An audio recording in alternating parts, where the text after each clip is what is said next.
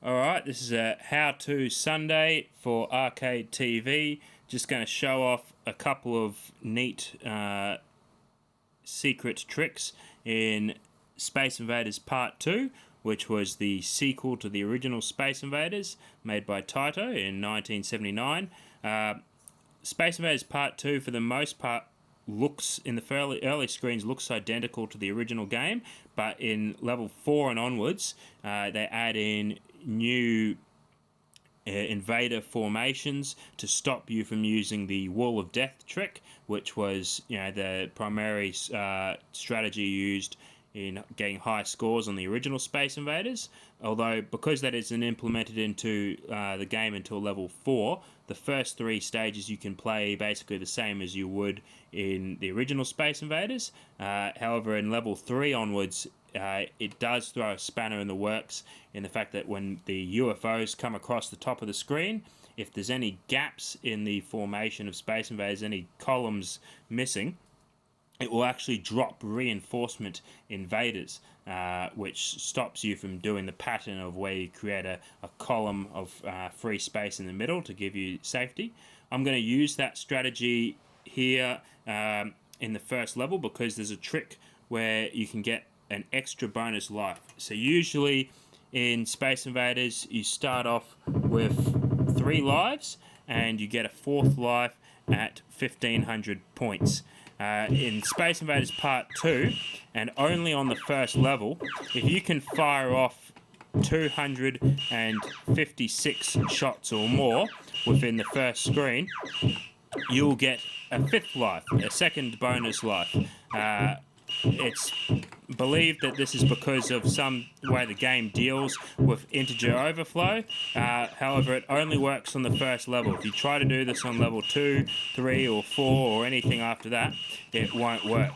So I'm employing the same 5 and 1 formation that I would if I was doing a high score run on the original Space Invaders, but I'm not worrying about counting my shots. Usually you'd count your shots, and if you destroy the UFO on your 15th, each 15th shot, it's always worth 300 points. However, if I was to try and do that here, I wouldn't have enough time to fire off all the shots needed. So I'm throwing the count out the window. So I'm not going to get too many points on this first level, but I'll get an extra life out of it. So I'll finish the first level with 5 lives instead of 4 if I do this right. So I'm just going to try and fire as many bullets as I can. And if there's an opportunity to get a UFO, go for it. Don't worry about how many points it's worth. And just keep doing this, and you employ the wall of death strategy, which is when the invaders get to the bottom of the screen, when they're the lowest rank before it would be a game over, they actually can't shoot you. So you let them get down to the bottom, and then you sweep across, and you're completely safe just to pick off the bottom row. This strategy is also used with the 5 and 1 formation to give you more time. Creates more time so that more UFOs come across the screen. And if I was doing the counting trick to make sure they're always worth 300 points, I'd be able to finish the stage with approximately 4,100 points is the maximum that you can get on Space Invaders Part II on the first level. Doing this though, I'll probably only end up with about 2,000, maybe even less if I don't get good luck with the UFOs. But the trick is here in this first level is you're not going for points. You're just going to try and get all those bullets fired so that you get a 5th life. You're banking on the fact that ultimately you'll get more points down the line by having an extra life up your pocket than you will from maximising your points on the first level. This isn't always true. Sometimes you'll get bad luck and you'll just lose 3 lives in a row on level 3. But it's better to have 5 lives than 4 in that case, isn't it? So it's a bit boring, this strategy, but not many people know about this one. So it's a pretty cool one to show off. No one's really sure whether or not the designers put the game designers put this in deliberately. I don't think they did.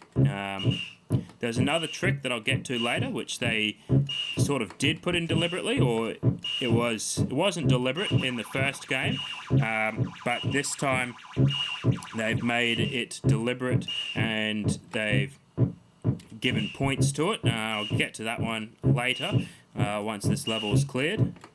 But for now, there you go. This is the wall of death. So perfectly safe there, just to slide underneath them and sweep through.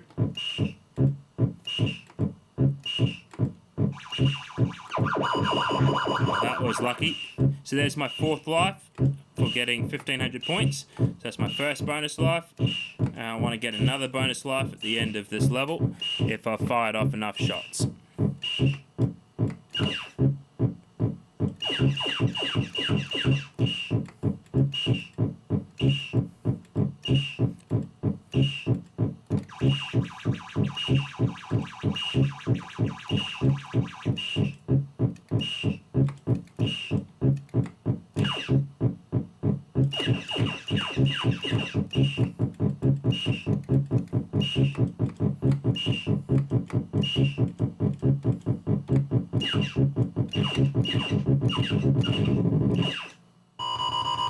There we go. Got my 5th life.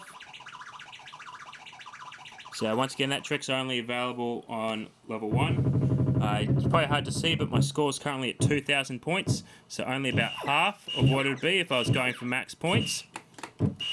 Now the second trick is if the last invader left on the screen is from one of the bottom 2 rows, it will leave a trail behind it as it comes zipping along the screen. And it's something to do with the sprite.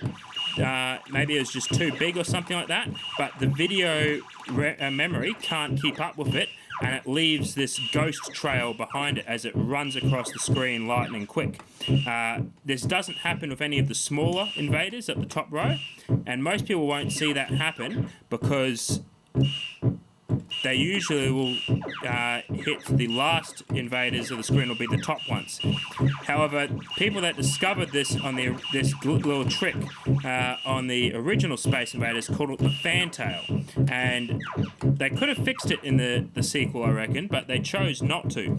Instead, they made it a deliberate bonus, and if the last invader you shoot is one from the bottom 2 rows, you'll get a bonus 500 points.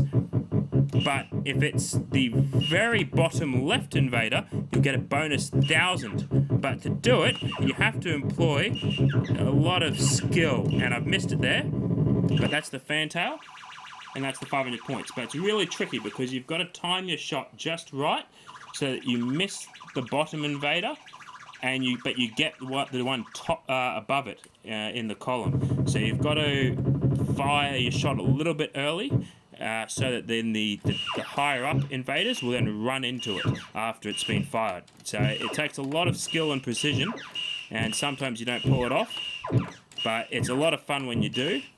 And if this was the color version, the little visual effect when you kill that last invader looked very cool.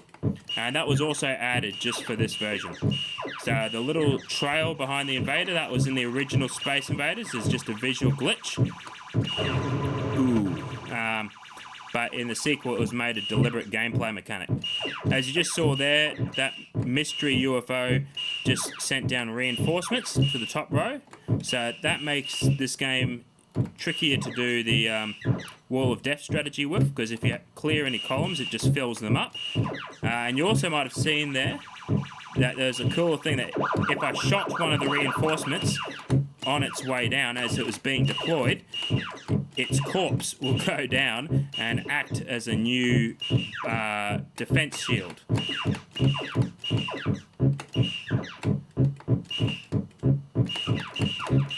And you then have to shoot through the corpse. Alright, let's get this, see if I can get 1,000 point bonus. And that's game over. But I showed the tricks that I wanted to show, the fantail bonus and the extra life, the 5th extra life for shooting 256 shots on the first screen. So those are the secret bonuses in Space Invaders Part II.